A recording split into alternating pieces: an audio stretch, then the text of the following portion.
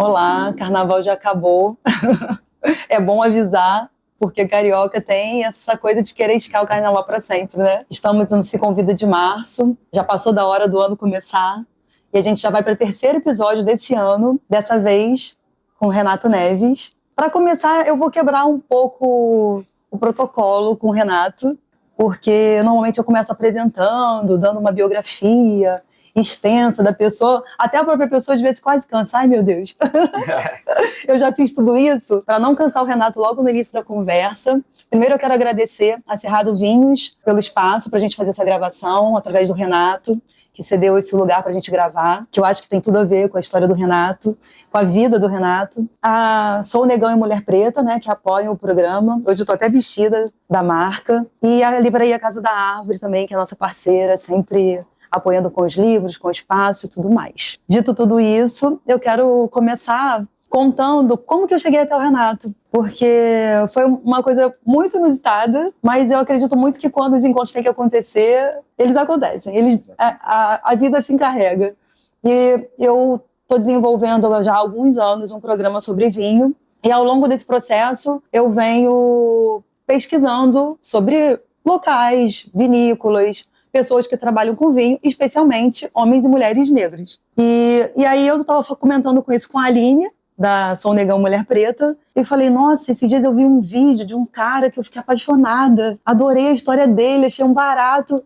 Aí ela, quem? Eu falei, é um sommelier, porque esse ano a gente quer entrevistar um sommelier, porque da vez que a Sandra veio ao programa, ela dividiu o programa na pizzaria da casa, né, com o Andrei, e aí, não, quero um programa só com sommelier. Aí a Aline, nossa, eu conheço o Renato. Eu, não. Esse mundo é muito pequeno. E aí, esse encontro começou e aqui estou com o Renato para a gente conversar. Como esse nosso encontro se deu através de um programa que pretende ser um pouco transgressor nessa área que o Renato atua, eu quero que o Renato comece contando um pouco sobre você e emendando logo nesse projeto muito bacana que eu descobri recentemente que você faz na ABS, na Associação Brasileira de Sommeliers. Muito bem-vindo, Renato. Obrigado, Chia. Agradeço demais o convite. É uma honra, é um prazer, finalmente, poder te dar esse abraço que a gente vem falando há tanto tempo. É verdade. Enfim, por WhatsApp, rede social. Nossa, nem fala. Agradecer a tua equipe também, que é maravilhosa. É uma honra estar aqui conversando com você. Agradecer a turma da Cerrado toda. É uma casa para mim isso aqui. Eu vivi e vivo ainda muitas experiências legais aqui. Fiz muitos amigos ao longo dos anos que trabalhei, né? Junto ao Cerrado, está tudo no livro. Inclusive, a gente aqui da Tijuca quer que você comece a voltar a botar o pezinho aqui, né? Eu pretendo. Me meti em umas confusões, fazendo muita coisa ao mesmo tempo, mas nunca tirei o meu coração daqui. É um espaço realmente que eu tenho muita gratidão pelas pessoas, enfim, pela família da Cerrado, literalmente, porque é uma empresa familiar, né? Pai, mãe, filho, que já tocam esse negócio há muito tempo. Então, acho que não tinha lugar melhor para a gente se conhecer e para a gente bater esse papo. Eu sou um louco pelo vinho, pelo mundo do vinho, pelo mundo da gastronomia, pela restauração. A gastronomia ela tem muitas linhas, pensamentos e áreas, e eu sou do restaurante, ou seja, da confusão, da guerra, da briga, e não consigo ser diferente. Eu trabalho há 22 anos, comecei aos 17, já há 22 anos que eu estou no mercado de bares e restaurantes, assim, completamente apaixonado, sem a menor pretensão de fazer outra coisa da vida. E ao longo desses 22 anos, eu me aventurei em alguns concursos, né, algumas disputas. Eu queria ser alguém importante dentro desse mundo e entendi que as competições, uma certa resistência que eu tenho e muita gente tem, com razão, mas eu entendi que elas davam essa visibilidade, proporcionavam essas oportunidades. E eu comecei a me arriscar e foi dando certo, fui vencendo, venci alguns concursos importantes que a gente acho que vai falar sobre isso. Sim, vamos. E, enfim, eu decidi retribuir do jeito que posso. E esse projeto que nasceu na ABS, na Associação Brasileira de Sommeliers do Rio de Janeiro, é uma forma de agradecer mesmo por tudo, todas as oportunidades que eu tive. Foi muita luta, não foi nada fácil. E também, acho que um jeito de eu me vingar do mundo que não é bom, assim, porque não precisa ser tão difícil para a gente. E sempre é. Então, na medida do possível, eu vou tentando facilitar a vida de de meninos e meninas sim, como eu. Para quem especificamente você direcionou? Assim, quem hoje são as pessoas que estão conseguindo acessar essa sua ação lá na ABS? Garçons e cumins da cidade do Rio de Janeiro. Ou seja, o cumim ele é um ajudante. Na gastronomia clássica, ele é uma figura da cozinha, né, não do salão. Mas aqui, né, no Novo Mundo, a gente adaptou essa função. Então, é um assistente do garçom. Né? O projeto hoje ele é voltado para esses profissionais que não têm uma renda que permita, né, o estudo, enfim, avançar nos cursos, porque é caro. Se estudar vinho no Brasil é muito caro. E eu tenho tentado me vingar disso. É muito caro você se formar num bom curso de gastronomia, é muito caro você estudar vinhos. Então eu venho tentando retribuir, ao mesmo tempo é uma vingança. Assim. Se todo mundo fosse vingativo como você, seria muito bom. E eu tenho planos horríveis assim, de ampliar isso, de ficar cada vez mais agressivo. Essa é a segunda turma? A gente está indo para a quarta. Nossa, já é a quarta turma?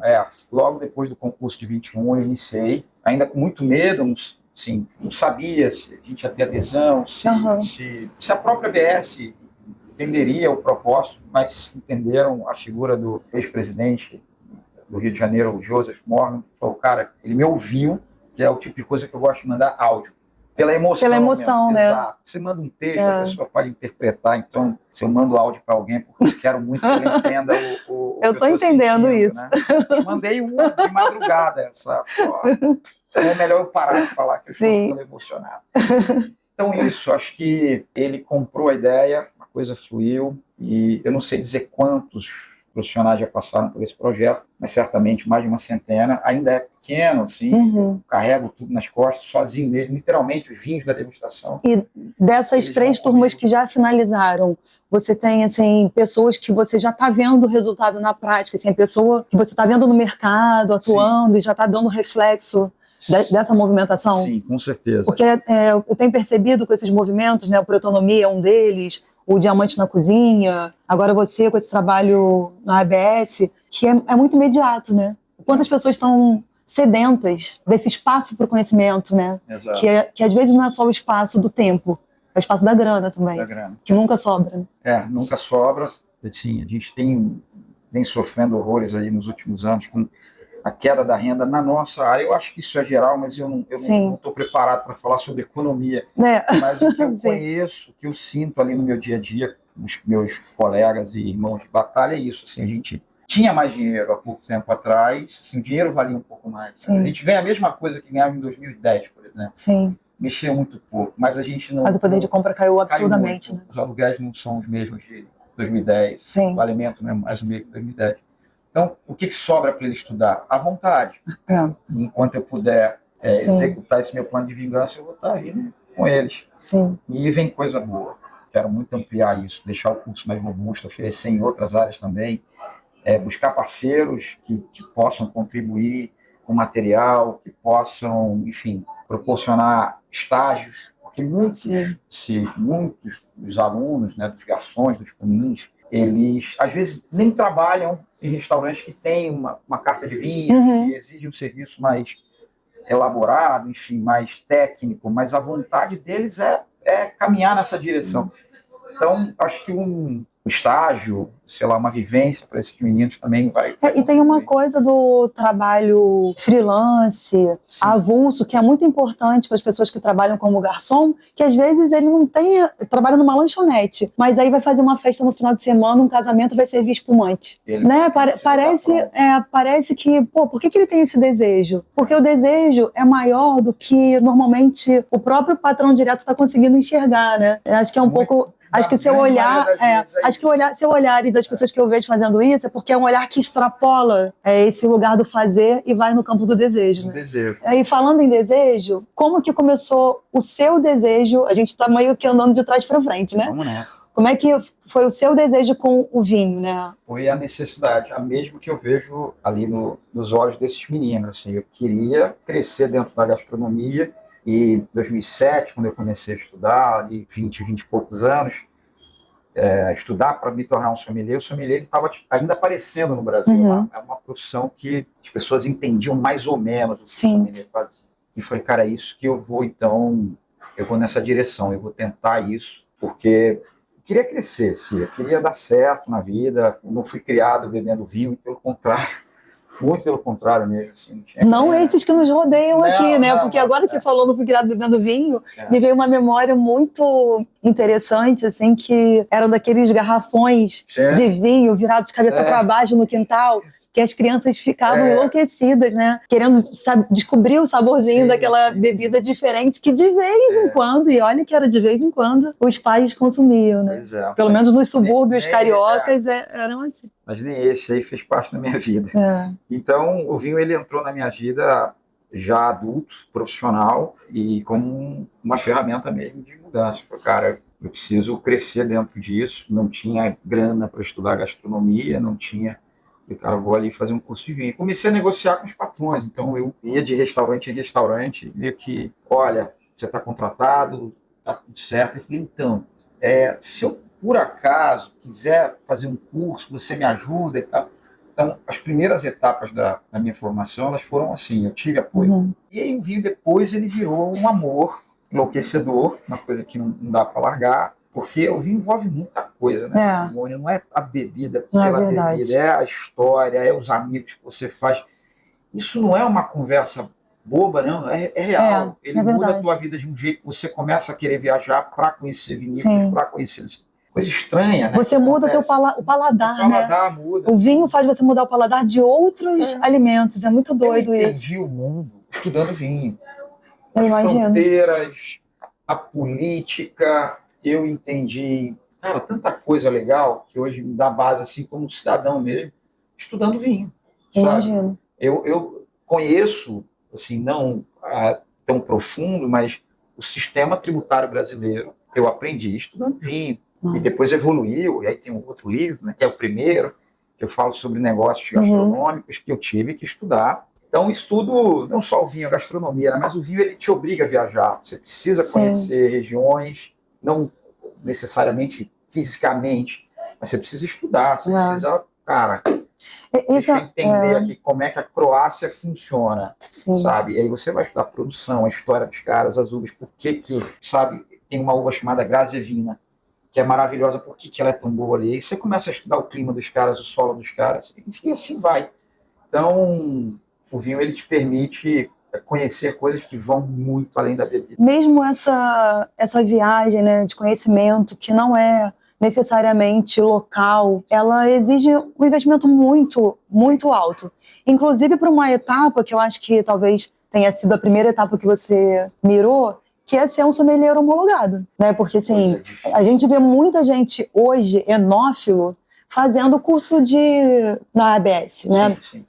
Se preparando para aprender mais. Sim. Mas com outro objetivo, que não é o seu caso, que era um objetivo profissional, um objetivo de vida, de mudança de vida, né? Estava obstinado, né? Tinha aquela necessidade, tinha um desejo junto com essa necessidade. Mas precisou de um investimento também, né? Foi.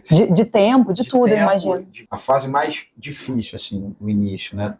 Depois da formação, porque a homologação, eu posso explicar rapidinho? Pode, claro. A gente está aqui para te ouvir. A homologação, ela é uma prova, né, que envolve uma etapa teórica e uma etapa prática. Então, você precisa passar na teoria.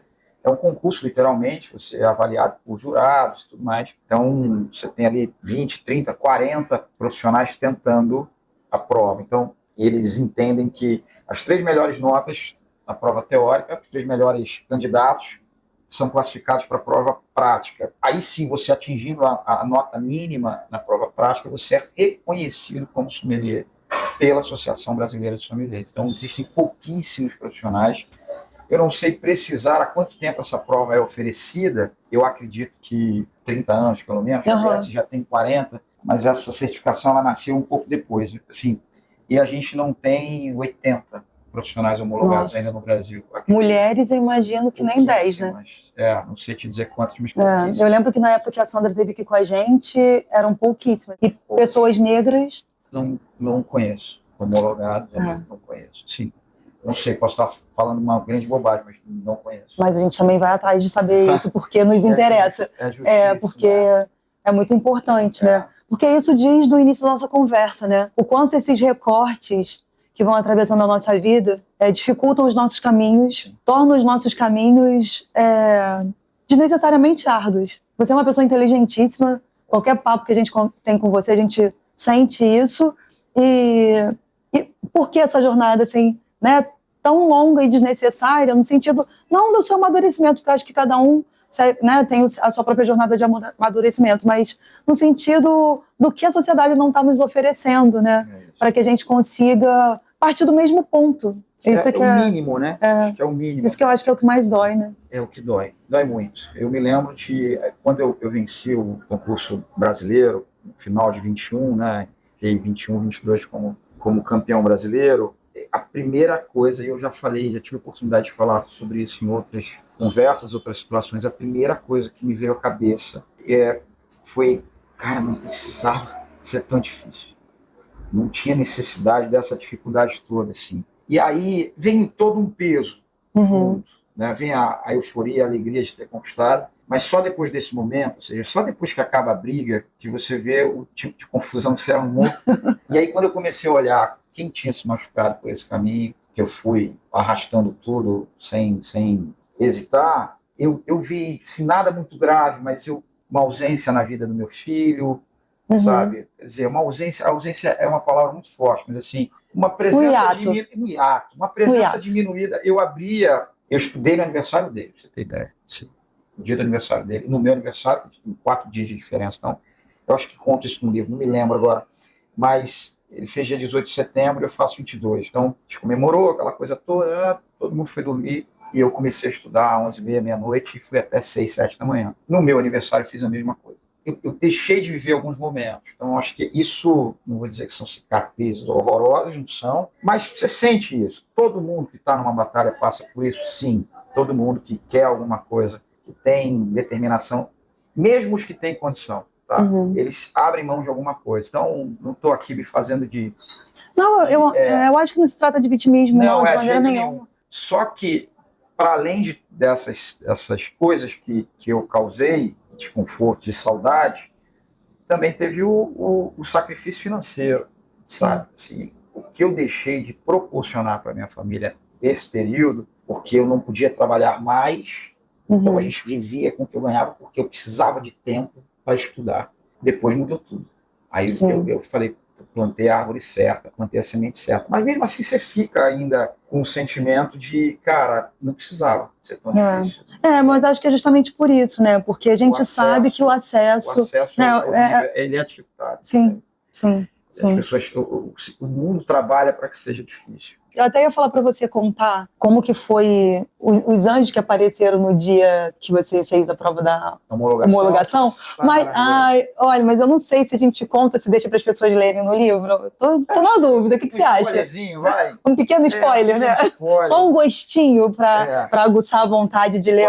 Eu adoro. E o livro. Eu encontrei aquela menina que foi o anjo. Menino, mas eu acho que essa é uma missão que a gente tem que botar. Eu tenho uma foto dela lá na plateia. A gente vai descobrir. Eu já espalhei para todo mundo e ninguém sabe quem é. Já mandei para a ABS. A história é mais ou menos o seguinte. Ou então é espiritualista, um negócio assim, né? Uma dessas séries. Ela me deu um abraço, então eu acho que o corpo físico existia. Olha, sabe? Bom. Às vezes foi tão forte que você sentiu a presença dela. Muito doido, assim. Realmente eu tenho buscado essa menina, falo dela no livro, já contei essa história em outros. Mas conta, que a gente está só deixando as pessoas curiosas, enrolando e não conta. Então vamos lá. A gente, como eu expliquei, você faz uma prova teórica. Sim. Tá? Sei lá, 70, 80 questões relacionadas ao mundo do vinho e da gastronomia. O sommelier estuda charuto, chá, café, serviço, comércio. E só as 3, como eu disse, as 3 maiores notas se classificam para a prova prática. E eu fiquei em 4º lugar na prova escrita. Falei, mas, cara, era melhor ter ficado em 10º, porque a sensação de bater na trave, sabe? Imagina. Mas, assim, uma frustração horrorosa. E, um ponto importante, né? Durante a prova teórica, eles te dão uma taça de vinho para você fazer análise sensorial. E, enfim, todo mundo faz, todo mundo tem o mesmo...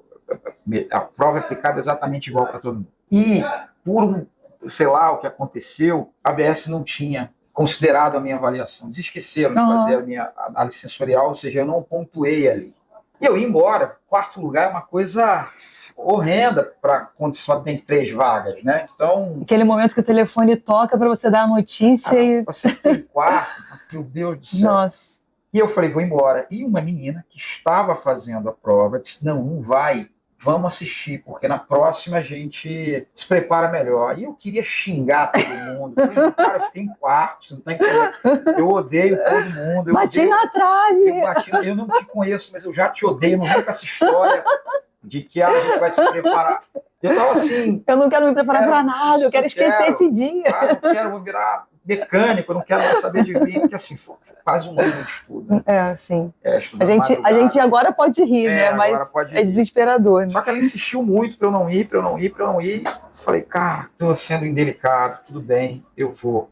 Vamos assistir então a prova. E aí, quando eu entrei na sala, eu não vou dar detalhes de como isso aconteceu, porque o pessoal vai ler, entrou um dos secretários da ABS, responsável pela correção das provas, e desesperado, gritando quem é o número 8. E a gente não tem nome quando vai fazer as provas, justamente para não saber ter, quem é, não ter ali um problema, né? Não acho que isso exista, mas eu acho que esse modelo é maravilhoso. Tem um número. Sim. Então, olha só, eu te dei o número 8, você pegou no sorteio, número 8. Você vai colocar... Para os jurados, você não é Renato, você é o número 8. Mas eles nem sabem, assim. Aí eu coloquei o número 8 na prova. A prova não tem nome. E você precisa guardar esse número, porque, olha, número 8, número 15, número 19 foram aprovados. Você precisa mostrar o número 8, senão não acreditam em você. E, por sorte, eu estava com o meu papelzinho número 8 no bolso. E aí ele entrou. Não tinha dado ainda a loucura de rasgar e jogar no lixo. Não tinha. Graças a Deus. E aí, eu já na plateia, adrenalina lá embaixo, a raiva lá em cima, sabe, aquela frustração. Entra esse cidadão, que há tempos não vejo também, não sei se ainda está por lá na BS, diz, olha, o número 8 está aqui. Aí eu chego o papel do bolso, falei, sou eu, mas eu falo ou não falo? Eu não sabia o que eu tinha feito, né? Será que alguém me ouviu xingando? Menino levado. Aí eu fui discretamente. Gato escondido com o rabo de fora, com o maior medo. Falei, o que o número 8 fez, cara? Só para eu saber, assim, se eu...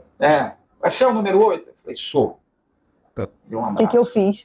Deu um abraço, falou, cara, a gente tinha esquecido de corrigir a tua negociação. Você saltou para segundo. Então, Nossa Senhora! Eu falei, como é que é o negócio? Aí, sabe, isso tudo aconteceu... eu acho que precisava acontecer. E a menina, se não fosse por ela, eu teria ido embora. Nossa. Ninguém ia saber nunca quem era o tal do número 8. Então, assim, foi a minha primeira tentativa. Eu não tenho notícias de outro profissional que tenha conseguido passar na primeira tentativa. Não sei se suportaria aquilo de novo. Porque e como deixou a raiva de lado aquele momento ali. Opa, raiva, cadê você? Não te conheço, agora eu sou o segundo. E voltei a orar imediatamente. Nossa. Fiz as pazes com Deus em segundos. E a coisa deu certo, assim. Eu tava... Mas você estava preparado, né? É sobre isso. Eu acho que todos que chegam, né, a esse lugar, ainda a gente sabe o quanto deve ser difícil, né? Frustrante, raivoso, todos esses sentimentos, mas o quanto todos que chegam àquela sala estão preparados para viver esse momento que você viveu e conquistar esse título, né? E é uma prova, assim, muito difícil, porque, assim, diferente dos concursos, sem desmerecer os concursos, é óbvio, ela não precisa ter um aprovado, um campeão, um vencedor. No concurso, muitas vezes, acontece que, olha, você foi o menos pior, tem que ter um campeão, então a gente escolhe o menos pior. Sim, Às vezes o cara que vence não é brilhante, não é um profissional, a homologação não. Você precisa pontuar, senão eu já vi finais lá, há alguns anos antes da minha prova, eles aprovavam 5 finalistas. Assim, eu já vi finais com 5 candidatos que ninguém passou. Nossa. Entendeu? Então, assim, frustração, claro. Mas é uma prova realmente muito, muito difícil. E ela muda a vida. Assim, o mercado... E é uma etapa um pouco capciosa, assim, né? Que tem, pelo que eu li, pelo que a gente já conversou, né? Tem uns detalhezinhos que são para pegar a pessoa exausta mesmo, assim, né? Exato. O quanto você é capaz, né? Porque eu acho que esse lugar que você trabalha, né? Tanto como sommelier quanto em restaurantes, é um lugar de estresse altíssimo para quem está a serviço. Exato, né? Exato. Então, eu acho que é um pouco isso que o teste também põe à prova, né? O quanto você está pronto de conhecimento, mas também de postura para lidar com aquela situação que você está vivenciando, né? Sim, exatamente. Foi uma experiência maravilhosa, assim. Hoje... Mas você gosta, né? Eu gosto, eu sou da guerra, da confusão. Você gosta porque agora a gente vai falar de prêmio. É isso. Não frustrado, mas deu tudo certo. E aí agora, já tô homologado.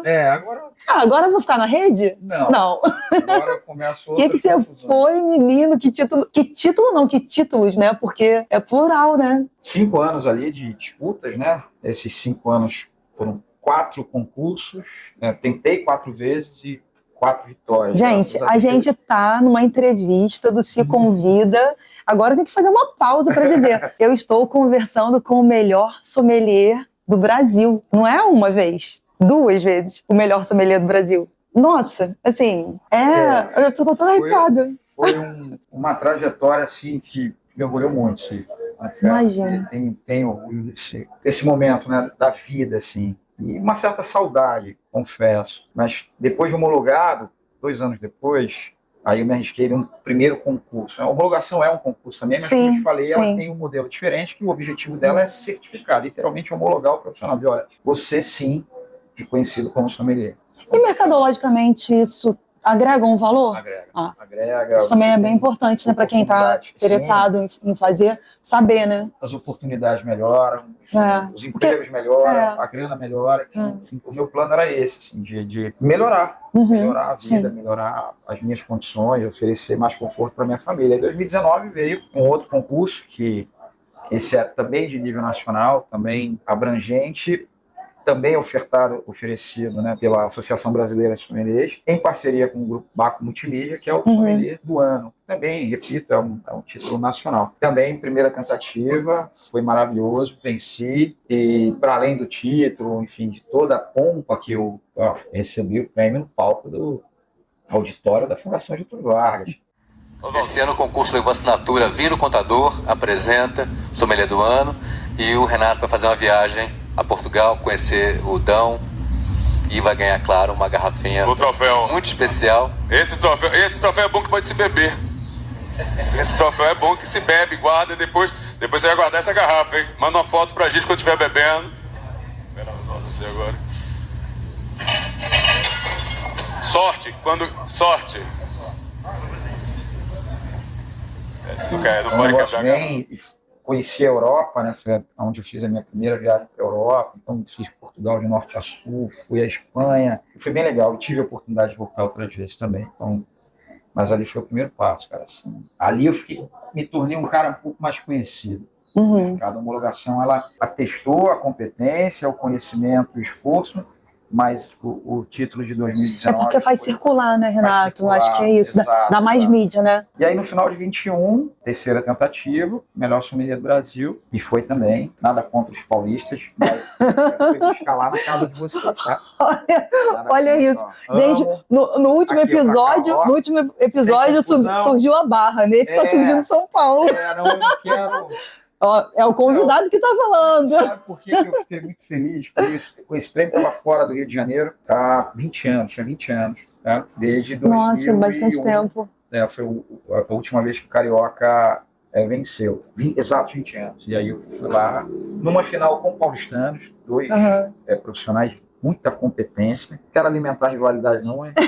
Não, isso é muito importante, né? Legal, porque a gente... lugar que tem praia, né? É sempre muito, não vou dizer difamado, porque eu acho que é inveja. Tem sempre uns olhares invejosos que apontam, né, que a gente só pé na areia, caipirinha, água de coco, cervejinha. Não que a gente não goste disso. E qual é o problema? Não que isso faça mal. Mas... O Rio de Janeiro é um grande consumidor de vinho, né? Sim. Nós temos grandes vinícolas no estado do Rio de Janeiro, né? Sim. Então, não dá para deixar... regiões brotando, assim. Não é nenhum espanto um carioca ser o melhor sommelier do ano. Não acho. Também, a gente tem restaurantes maravilhosos. Sim. O Rio de Janeiro é uma cidade turística, enfim, apesar do sofrimento que vem passando nos últimos tempos, das dificuldades que vem enfrentando, é uma cidade turística. Sim. Então a gente recebe gente do mundo inteiro, a gente tem hotéis maravilhosos, restaurantes maravilhosos, então é natural que a gente tenha uma força de trabalho também capacitada para fazer frente mesmo. É verdade. Meu irmão, aqui a gente é bom no que a gente faz, e o Rio de Janeiro é incrível. É verdade. Sabe? Nesse sentido, o profissional carioca, ele é bom, ele é dedicado. Sim. Ele gosta da caipirinha, da cervejinha de pé na areia, com toda certeza. E eu acho direito, exatamente o que eu ia falar. O lazer é um direito, né? A gente precisa tem que assumir isso. Reler isso, né? Na Constituição está escrito, gente. Não é a gente que está falando. Está escrito na Constituição. Todo cidadão tem direito à educação, saúde, segurança, lazer. Então, saneamento básico. Tá tudo lá. Eu não tenho essa coisa de... essas pessoas que se vangloriam porque aqui a gente trabalha muito e tal. Aqui também, cara. A gente trabalha muito. Sim. O carioca, ele é extremamente trabalhador, ele é vítima do que acontece, ele não corrobora com isso. Assim. O cidadão carioca é vítima do que a cidade oferece de ruim, infelizmente não é pouca coisa, mas ele é extremamente trabalhador. E vou te dizer outro ponto interessantíssimo. A gastronomia brasileira, não é a carioca, não é a paulistana, a gastronomia brasileira, o mercado gastronômico brasileiro, ele é sustentado, administrado, ou seja, ele existe por conta do trabalhador nordestino, em especial cearense. É verdade. A competência desses caras, a força que eles têm, a determinação. Eu tenho inveja deles, porque, assim, eu me considero um cara corajoso, mas não é a coragem que se compara a deles. Assim. Muitos. E a gente pode pensar assim, facilmente, 4 nomes de restaurantes que tem nordestinos à frente comandando. Sim. Te dou 40 nomes. Absurdamente. Eu tô falando que não sou do ramo. Sim. Assim, me veio aqui à cabeça, inclusive, o Russo, que é lá de Macaé, não sei se você conhece. O Russo era funcionário do Ilhote, lá de Macaé, o Ilhote Sul, que é um restaurante muito conhecido em Macaé. Abriu o seu próprio restaurante de frutos do mar. Sucesso. Um absurdo de maravilhoso. Então, assim, ele é só um exemplo, né? Sim, entre tantos assim, que a gente tem. Escolhe um restaurante europeu que você curte, assim, de cozinha europeia, aqui em São Paulo, no Rio, não importa. Você vai olhar para o chefe, um restaurante italiano, legal, o chefe italiano, porque precisa ter a cultura ali também muito bem representada, porque eu acho bacana isso. Você ter uma cozinha francesa feita por um francês e vice-versa, cozinha brasileira feita por um brasileiro, mas olha para trás do chefe, ainda que ele seja europeu, olha quem é o segundo dele, o terceiro, olha para Fogão, olha para a Praça do Gado, Mangi, olha para a confeitaria. Brasileiro, nordestino, tirando onda, os caras são excelentes. É isso, acho que até me perdi um pouco no raciocínio, porque... Não, já que a gente falou de gastronomia, né, e tá indo para esse lado da comida, que é um lugar tão afetivo, como que é, né? Como que foi essa sua relação que te leva ao restaurante, né? Porque eu acho que sempre há alguma coisa de afetivo quando a gente se relaciona com a comida. Por mais precária que ela seja, ela transborda alguma afetividade. E qual é esse lugar, né, que você volta e te remete aonde esse lugar te levou à porta do primeiro restaurante que você trabalhou? Como é que foi esse trajeto, sabe? Dona Vera, minha mãe, para começar, assim, sem esse clichê de dizer a comida da minha mãe é a melhor do mundo, a gente pode fazer um concurso de cozinhas de mãe.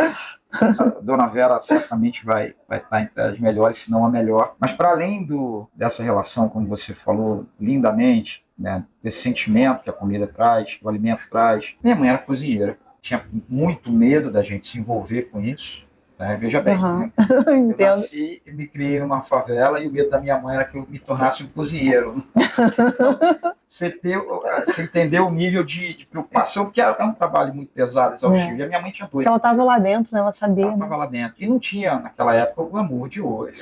Chefe de cozinha, sim. É verdade. Os prêmios, não. A cozinha era subsolo ou atrás de uma parede, ninguém via essa coisa de cozinha show. O cliente entra, vê lá, todo mundo bonitinho. Não. Isso é bem recente. Então, você está falando aí de 25 anos atrás, não tinha essa...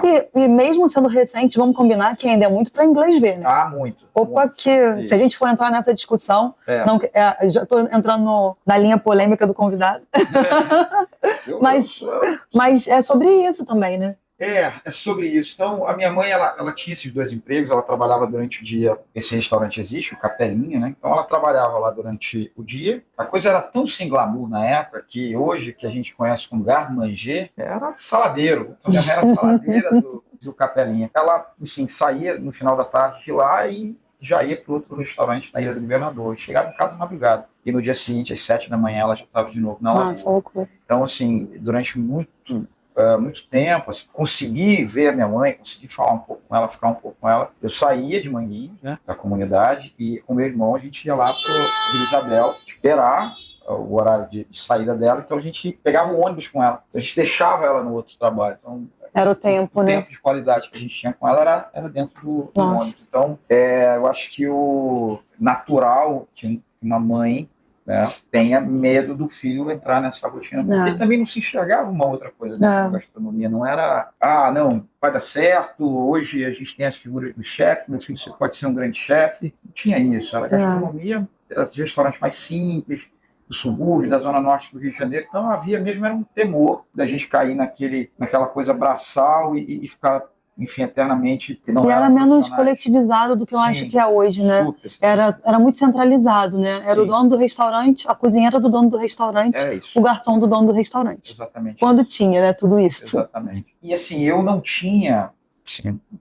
a gente não entrava no restaurante, a gente ia buscar e ficava esperando ali, tem uma igreja ali perto, a gente ficava perto da igreja, que ela dizia, me espera lá, era um pouco mais seguro, tinha mais movimento e tal. E eu entrei no restaurante mesmo, a primeira vez, pela porta dos fundos, para fazer um extra na louça, para lavar a louça, para fazer espremer laranja, fazer suco. Então, eu tinha tudo para não gostar disso, né? As orientações da minha mãe e por testemunhar a dureza da rotina dela. E vivenciar também, pela primeira vez, uma dureza, exatamente. Né? Mas não, foi o contrário. Eu botei o pé ali e falei, cara, isso eu quero para minha vida. Isso o quê, Renato? Eu não sabia explicar, eu tinha 14 anos de idade, mas eu falei, isso, esse mundo aqui. Eu gostei desse caos, dessa confusão, dos cozinheiros atolados, dos garçons correndo de um lado para o outro. Eu curti essa história, eu acho que vai sair coisa boa daqui. E aí, à medida que eu fui descobrindo que de fato tinham outros mundos dentro da gastronomia, ou seja, restaurantes mais sofisticados, outras profissões. Sua memória é a memória da bronca da sua mãe, então, né? E aí eu fui. A coisa foi acontecendo, graças a Deus. E repito, assim, não tenho pretensão de fazer outra coisa, não sei ser feliz de outro jeito. Preciso de um restaurante lotado de preferência para poder dizer, cara, estou no meu lugar, isso aqui é meu canto. Mas você tem uma coisa de enxergar um pouco mais do que a coisa está te oferecendo, né? Isso parece ser uma característica sua, assim. Quem já leu o livro, né, O Vinho Mudou Minha Vida, do Renato, tem essa sensação. Pelo menos a primeira leitura que eu fiz, eu já li o livro 2 vezes, mas a primeira leitura que eu fiz, a sensação que eu tinha, e eu marquei isso em vários momentos, isso aqui se repete. Tem uma movimentação que não é a repetição da vida. Não é a repetição da vida. Me dá a impressão que é a repetição do seu olhar. Que olhar é esse que você tem dentro desse caos que todo mundo só quer sentar, ter os seus 5 minutos de felicidade e ir embora? E que faz isso com você, assim? O que ele sempre fez e que até hoje se movimenta aí dentro de você e te faz enxergar alguma coisinha que parece que só está sob o seu olhar? Sim, eu confesso que eu não sei se eu tenho uma resposta para essa pergunta, é incrível. Não sei, eu sinto, não sei explicar, não sei contar de onde vem esse olhar. Acho que é uma fé de que a coisa precisa dar certo e vai dar certo. E eu vou, cara, assim, acho que sou uma pessoa um pouco estranha até, que sou viciado em planejamento desde garoto. Desde muito cedo, assim. Então, tudo na minha vida é planejado. Claro, tem os momentos em que eu deixo a coisa acontecer, porque é necessário também, até para você saber como o mundo funciona, você precisa deixar acontecer. Sim. Nunca deixei me levar, essa história do deixa a vida me levar, não, porque eu acho que só é bom para dançar. Tem um lado poético e tal, filosófico, mas ao pé da letra é uma desistência, né? Eu nunca me permiti desistir de nada. Claro, eu mudo estratégias, rotas e tal. Eu sou viciado em planejamento, então todos os anos eu faço planos, né, organizo os pensamentos. O que eu vou fazer esse ano? Todo ano, sem exceção. Eu ando com isso na mochila, parece um plano de negócio. Quer dizer, uma pessoa esquisita, organizar a vida. Mas olha, os seus planos fizeram você se construir quem você é. E além disso, assim, para e pensa assim, naquele menino que vendia morango no sinal, se ele não tivesse planejado o horário certo de pegar aqueles morangos, por exemplo. Pois é, se não tivesse percebido aquilo, né? E se organizar. É um pouco disso que eu tô falando, assim, sabe? Porque você era muito jovem para algumas percepções. E aí a gente vai percebendo que você tem esses momentos, né? Mas aí fica para você pensar depois. Não precisa responder. Senão sabe aquele olhar que você falou assim, pra onde eu olho pra câmera... Eu tô com ele agora. É. Eu sabia que isso ia acontecer. Eu falei, vou vagar por aqui. Pronto. Vamos falar dos livros, então, pra gente sair dessa atmosfera. Vamos nessa. Até porque o papo tá ótimo, mas você sabe que tem sempre aquele momentinho que vai chegando pra onde a gente não quer, né? Que é pro fim. Então vamos falar, já que a gente estava falando de planejamento, a gente pode começar pelo a jornada do gerente de restaurante, né? Questões práticas de gestão. E aí você vê como a pessoa é estranha. Isso eu não li. É um livro realmente, enfim, sobre administração de restaurante, mas ele olha no olho do gerente, né, da figura que está ali na operação, que está planejando a administração e a coisa toda. Não é um livro... Quer dizer, ele serve para empreendedores, é óbvio, ele serve para outros profissionais que não sejam gerentes, mas a ideia era essa, tanto que tem aí um capítulo que fala sobre gestão de carreira. E o curioso, que foi o meu primeiro livro, né, publicado, não tem muito tempo, em 2 anos, pouco mais de 2 anos, 2 anos e meio, e foi muito estranho para as pessoas quando eu tinha acabado de vencer meu 4º prêmio, né, de conquistar meu 4º título ali, e eu publico um livro sobre gestão de restaurantes. Aí eu justifico essa loucura dizendo o seguinte: os 4 prêmios que eu venci como sommelier, ninguém deixa de ser sommelier, sabe? Você se forma em medicina, você exerce, você vai fazer outra coisa, você tem uma fazenda, você se torna um fazendeiro, mas vai continuar sendo médico. Sim. E os 4 concursos eu venci já trabalhando como gerente. Então eu tinha esse desejo, dessa dupla personalidade e esse desejo de falar sobre gestão de restaurante, mas para o profissional. Porque 90% da galera que está aí hoje comandando as operações dos restaurantes não tiveram tempo de se formar, de estudar. A galera que aprende meio que na raça mesmo ali. São excelentes trabalhadores, excelentes profissionais. E aqui fala sobre tudo, contabilidade até gestão de carreira. Então, aqui fala sobre enquadramento tributário, Simples Nacional, lucro presumido.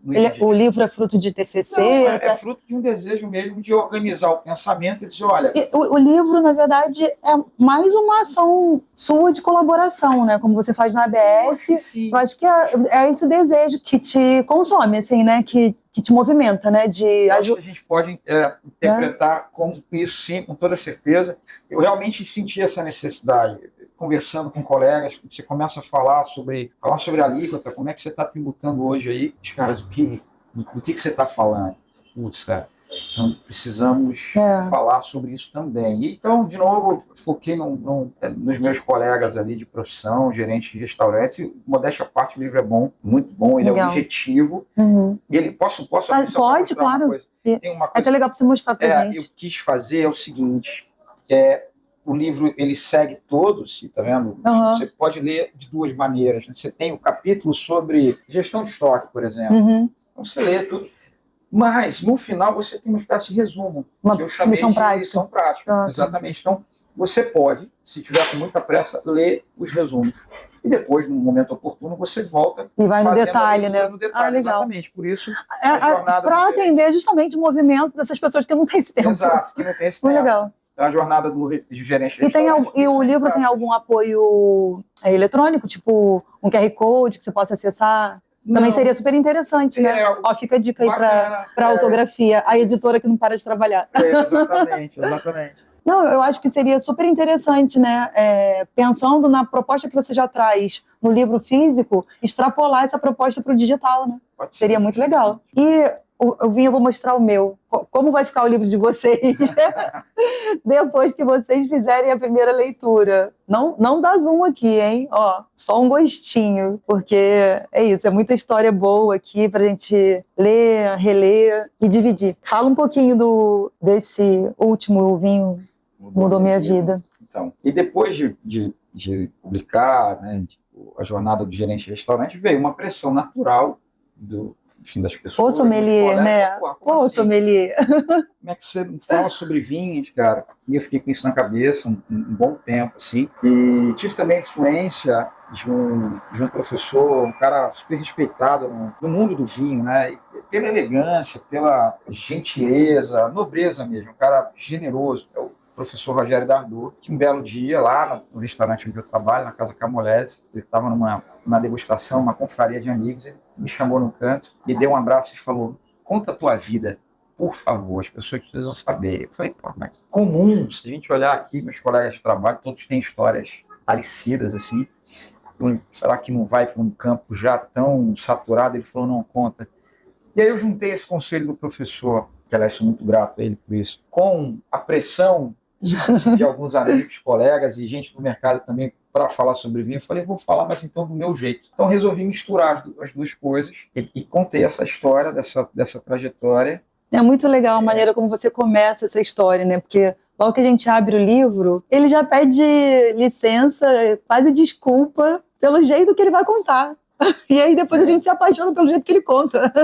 Eu queria uma que as loucura. pessoas soubessem que não é um escritor fazendo isso, né? Um cidadão comum, uma pessoa sem muita criatividade, mas com vontade de... Mas ninguém mais conhece a sua própria história que você mesmo, né? É diferente, assim, né? Eu já escrevi uma biografia, a biografia... Por sinal, parabéns. Obrigada, do João Diamante, mas é muito diferente a experiência de você falar de uma pessoa a partir do que ela te conta, né? E aí você certamente vai produzir alguma coisa a partir da sua própria experiência também. E a própria pessoa que vivenciou tudo aquilo, colocando para o outro, né? É isso. Foi um processo tão bacana, assim, eu chorei tanto. Eu lembro de os primeiros capítulos, que são violentíssimos, eu parar e disse, não, cara, não estou pronto para lembrar disso. Aqui ia pro quarto e aí chorava muito, abraçava minha esposa, ela dizia, dá um tempo. Eu falava, mas eu lembrei de uma história. E voltava chorando mesmo para continuar.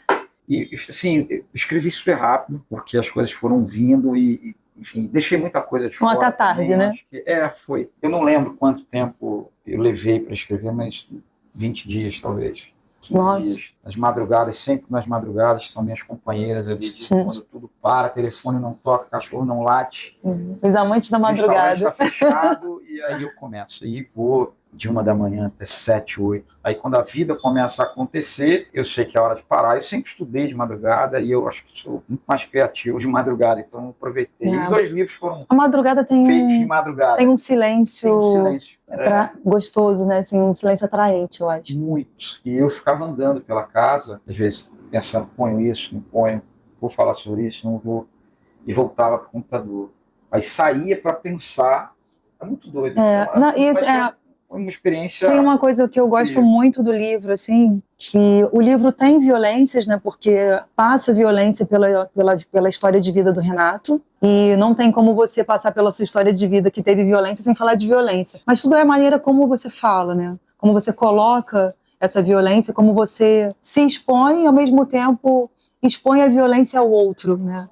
E, nesse sentido, você é muito cuidadoso nessa história. Eu acho que... Tinha um pouco de medo, assim, no livro ficar apelativo. Nunca foi o objetivo, nunca foi a intenção.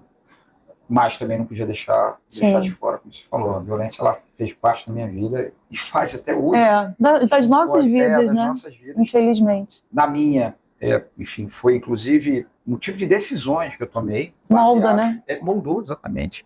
Fui moldado pela necessidade de me afastar da violência. Então, claro que não dá para deixar isso de fora. Sim. O que eu vivi, tantos meninos e meninas vivem hoje em comunidades brasileiras, cariocas, especialmente, aqui é coisa muito mais dolosa. Mas eu acho que o seu livro, ele entrega... é clichê, mas não quero saber. Eu vou falar, entrega esperança, sabe? Porque... a gente precisa disso. A vida é muito dura o tempo inteiro. Olha quantas coisas duras no meio dessa conversa gostosa a gente teve que atravessar, né, para falar de vinho. Eu só não estava preparado para ouvir isso. E imagina você ter um livro que diz pro... Eu peço desculpas. Nada. Emocionei. Vamos lá.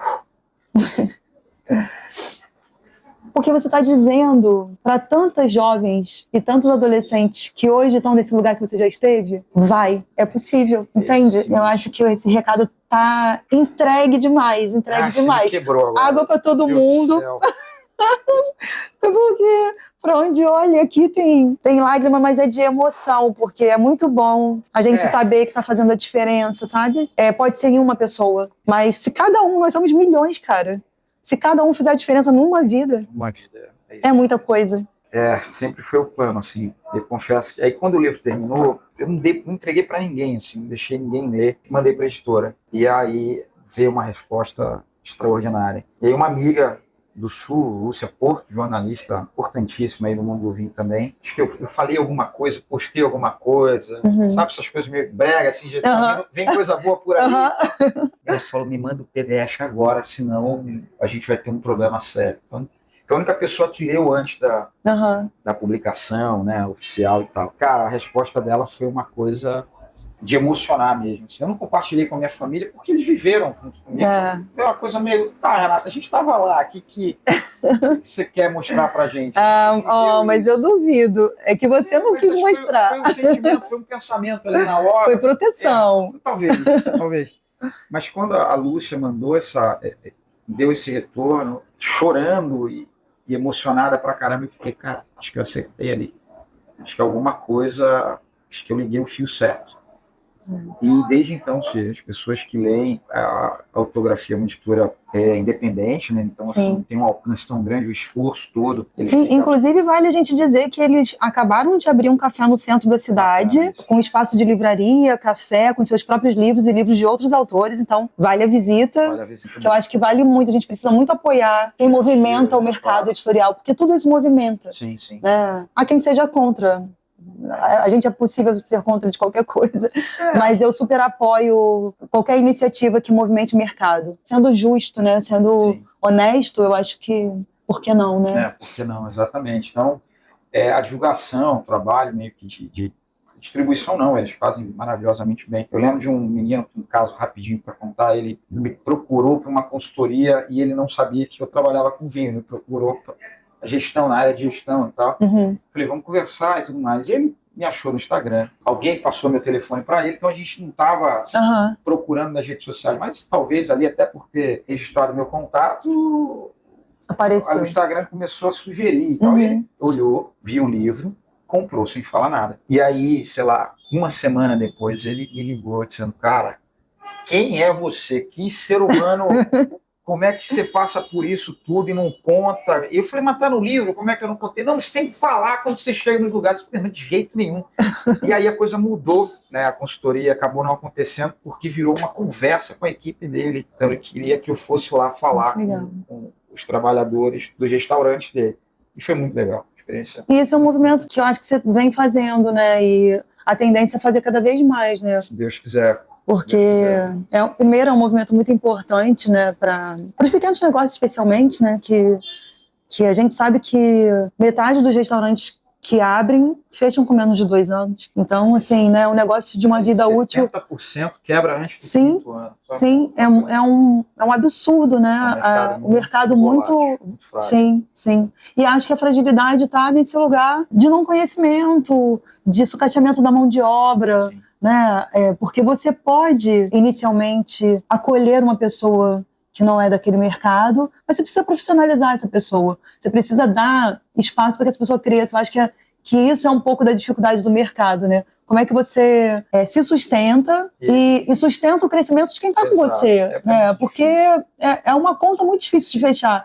Eu entendo, mas é muito necessária. Sim, eu tenho... Assim, eu admiro muito a coragem de quem... dar aquele passo para abrir o restaurante. Muitos movidos pela paixão do negócio, paixão pela gastronomia, mas é um mercado extremamente agressivo, violento e assassino. Sim. O que o empreendedor hoje também são... Cara, eu defendo muito o pensamento e os direitos dos empreendedores na área da gastronomia. Eu domino um pouquinho mais, conheço um pouco mais o mercado, que é muito difícil. É muito difícil, assim. Eu brinco, né? Se eu fosse prefeito do Rio de Janeiro, caçaria alvarás de farmácias, que a gente não precisa de tanto, seria ótimo. E incentivaria, nada contra as farmácias. Quer dizer, me dá seu número aqui para eu anotar, para votar. Não, eu não aguento mais farmácias, não aguento mais, enfim, eu ia incentivar a abertura de bares e restaurantes, assim, isentando de impostos, promovendo uma segurança especializada, porque... a gente é vítima disso também. Então, veja bem, assim, só para você entender a conta do medo, você precisa estar num ponto maravilhoso. O restaurante precisa ser visto, certo? Você faz todo um estudo para entender se o conceito que você quer aplicar no seu negócio se aplica ao lugar. Quando você entende isso, você vai alugar, é sempre muito caro, você paga uma fortuna de aluguel. A mão de obra é um tipo de negócio que exige mão de obra. Eu não consigo entender como o nosso governo não incentiva. Porque, veja bem, eu vou, de novo, farmácia, nada contra vocês. Uma farmácia que fatura R$1 milhão, ela trabalha talvez com 15, 20 funcionários. Um restaurante que fatura R$1 milhão por mês, ele tem pelo menos 60 funcionários. Então, exige mão de obra. Sim. Cara, isso é vital para a economia brasileira, para a economia local. Sem contar o que os restaurantes movimentam. Sim. Quando você olha para a farmacêutica... Não, é uma cidade como o Rio de Janeiro, especialmente, né? Não tem como discutir. Você tudo, assim, desde o produtor de hortifruti, o vendedor de... É uma cadeia enorme. Enorme. A gente lista aqui mais de 50 negócios que são movimentados pela gastronomia. Taça, mesa, tudo, a iluminação, tudo. Serviço de manobrista. Então, assim, demanda trabalho, mão de obra. E o empreendedor não tem incentivo nenhum. Então, assim, não dá nem para colocar na conta desses caras. É claro que tem muitos empresários ruins. Estou passando aqui também, dizendo, olha, o empresariado, não. Sim. Tem empreendedores que são maravilhosos e outros que não são boas pessoas, seres humanos, né? Que não pagam direito, que humilham, enfim. Mas isso é uma outra caixa. O empreendedor, ele... da área da gastronomia, cara, precisava de incentivo. Ele movimenta uma cadeia absurda, ele gera muito emprego. Não existe restaurante sem muita mão de obra. Você compara com outros negócios. E é isso, sabe? Acho que eu tenho tentado também falar para essa galera, conversar na medida do possível. Esse livro, como eu disse, ele é voltado para a figura do gerente de restaurante, mas qualquer empreendedor... Eu acho que a gente tem que celebrar, né? Tudo isso, você não acha? Eu acho. Eu acho que eu vou começar essa celebração caminhando para o nosso final, porque tem duas coisas... não, repete que eu vou ter que registrar. Tão cedo? Poxa! Estou preparado para a gente ficar horas aqui. Então a gente fica depois do corte. Bom. Uma coisa que eu aprendi na vida e eu tento carregar comigo é celebrar. Às vezes o que parece pequeno, sabe? Porque a gente faz muita coisa e a gente passa por cima de muita coisa que a gente faz e não olha para essas coisas. Exato. Então, acho que a gente está num bom momento para aproveitar. Estamos aqui nos encontrando pela primeira vez pessoalmente. Um lugar incrível. Num lugar cheio de coisas que a gente ama ao nosso redor. Pessoas maravilhosas e coisas maravilhosas. E é hora de dar presente, de dar abraço de novo. Quem sabe presente. Explorar mais um pouquinho o nosso sommelier nessa loja de vinhos maravilhosa aqui, que é Cerrado. Legal. Muito obrigado, viu? Já vi que é coisa boa. Pessoal da Sonegão. Eu vou abrir, quero mostrar para mim. Claro, é tudo seu. Porque eles são incríveis. A Aline maravilhosa também. Estou tentando abrir aqui com um pouco mais de jeito. Peraí, vai dar certo. Opa! A Aline e César são maravilhosos. Eles são incríveis. Eu tive a oportunidade de conhecê-los no Festival Gastronomia Preta, na primeira edição. Do Breno, né? Do Breno, exatamente. Sim. A gente já entrevistou o Breno aqui. Incrível. Foi muito bom. Olha que taça linda, gente. Essa é da coleção nova da Ação Cofa. Adorei. Obrigado. A Dincra aqui, ó. Linda taça. Muito bom, viu? Linda muito taça. Obrigada. Posso mostrar para vocês aqui, ó. Linda taça. Vai ficar melhor ainda depois que tiver um bom vinho aí, você não acha, não? Vou resolver isso agora. Olha aqui, vou mostrar para vocês que linda essa taça. Linda mesmo. Perfeito.